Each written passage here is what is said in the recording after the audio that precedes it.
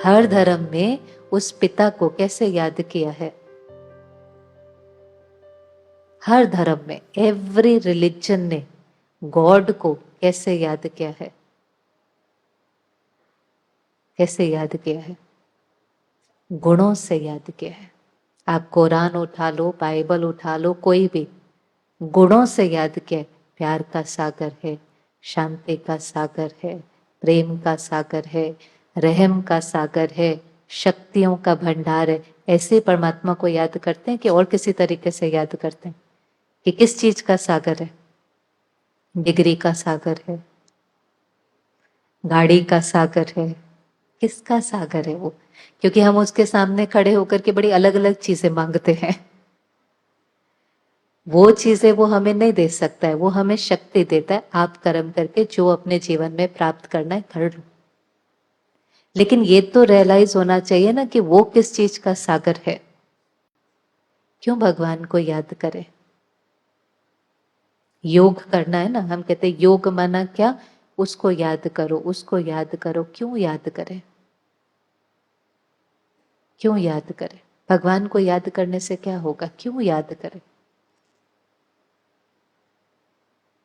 क्यों याद करें? प्राप्ति पता होनी चाहिए ना। क्यों याद करें? जो कुछ हमारे जीवन में हो रहा है उसकी मर्जी से हो रहा है। जो कुछ हमारे जीवन में हो रहा है उसकी मर्जी से हो रहा है। उसकी मर्जी से हो रहा है। इसलिए हम उसको बीच बीच में थोड़ा सा कहते रहते हैं, मेरा ये काम ठीक कर दो तो इतना, ये वाला काम ठीक कर दो तो इतना। संस्कार बन जाता है ना, तो फिर वो संस्कार भगवान के साथ भी रिश्ते में आने लग जाता है। दुनिया में थोड़ा बहुत कर लेते हैं तो उसके साथ भी थोड़ा बहुत कर लेते हैं, अच्छा नहीं लगता ना। हाँ, वो authority, supreme authority, highest authority, उसको हम कहते हैं ये वाला काम हो जाएगा ना तो इतने नारियल, ये वाला काम हो जाएगा ना तो इतना चढ़ावा। अच्छा ही नहीं लगता, रॉयल्टी नहीं लगती इसके अंदर। वो हमारे काम कर सकता है? वो हमारे काम कर सकता है? क्या लगता है आपको? वो हमारे काम, वो सब कुछ हमारे जीवन में ठीक कर सकता है? हमारे साथ जो कुछ हो रहा है वो उसकी मर्जी से हो रहा है कि हमारे कर्मों के अनुसार हो रहा है? देखो, 1 मिनट लगा आपको कहने में।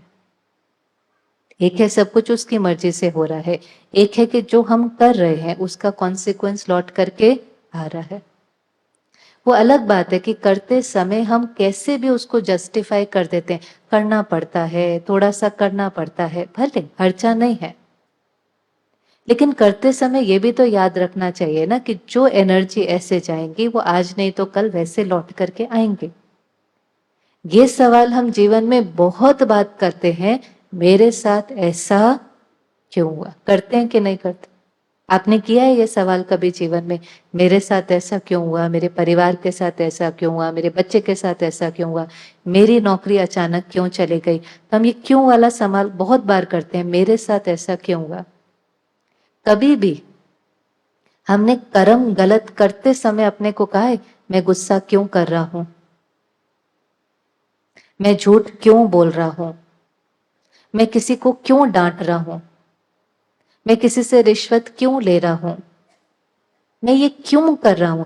क्यों नहीं हम ये सवाल अपने से पूछते कि मैं ये क्यों कर रहा हूं? ये भी तो सवाल पूछने वाला है ना। और हम इसमें ये जस्टिफिकेशन थोड़ी ना दे सकते हैं कि सब कर रहे हैं तो इसलिए कर रहा हूं। फिर तो जो सबका भाग्य होगा, जो सबका भाग्य होगा वही मेरा भी भाग्य हो जाएगा। करते समय अपने को बार बार कहना होता है मैं ये क्यों कर रहा हूं। किस किस को भविष्य का डर लगता है?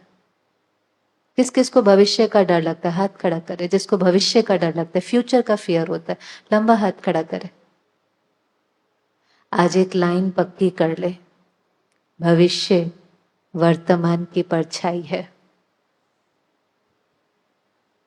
भविष्य वर्तमान की परछाई है और कुछ नहीं है।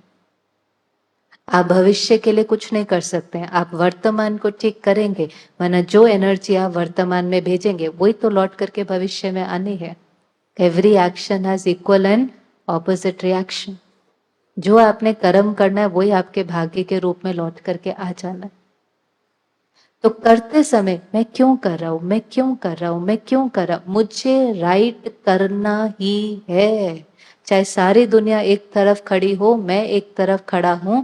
सच तो बिठो नच, मना जो सच्चा होता है वो अंदर से नाचता रहता है। चाहे बाहर से लोग उसको दो बातें कह भी दे, चाहे उसकी नौकरी भी छूट जाए, चाहे उसकी थोड़ी सी इंसल्ट भी हो जाए, लेकिन सच्चा अंदर नाचता रहता है। और क्योंकि वो नाचता रहता है, एक दरवाजा बंद होता है, दूसरा खुल जाता है। अंदर से वो बहुत शक्तिशाली है ना।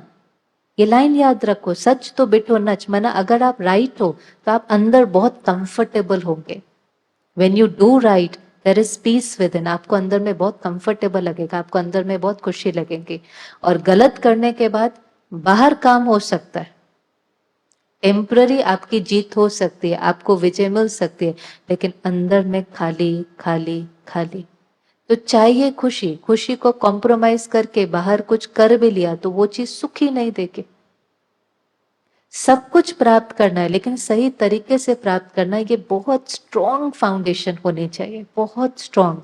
मुझे इजी भी नहीं करना है। आजकल सब लोग ये पूछते रहते हैं, इजी तरीका बताओ, इजी तरीका बताओ। मुझे इजी नहीं करना है, मुझे वो करना है जो इजी करना है कि राइट करना है, चूज करो। राइट मुश्किल हो, राइट मुश्किल हो, चलेगा नहीं चलेगा, पक्का चलेगा। राइट मुश्किल हो तो भी वो करना है, 10 बार करेंगे वो इजी बन जाएगा। हर चीज करते करते इजी हो जाती है। अरे ए भी हम लिखते थे अल्फाबेट में, ए भी तो मम्मी कैसे लिखवाती थी? ऐसा हाथ पकड़ा, फिर वो ऐसे ऐसे ऐसे ऐसे कितने पेज वो हाथ पकड़ करके लिखवाती थी, फिर जाकर के हमें एक अल्फाबेट लिखना आता था। आज आज हम पूरी किताब भी लिख सकते हैं कि नहीं लिख सकते? तो वो चीज बहुत डिफिकल्ट थी लेकिन राइट थी। आज इजी हो गई कि नहीं हो गई?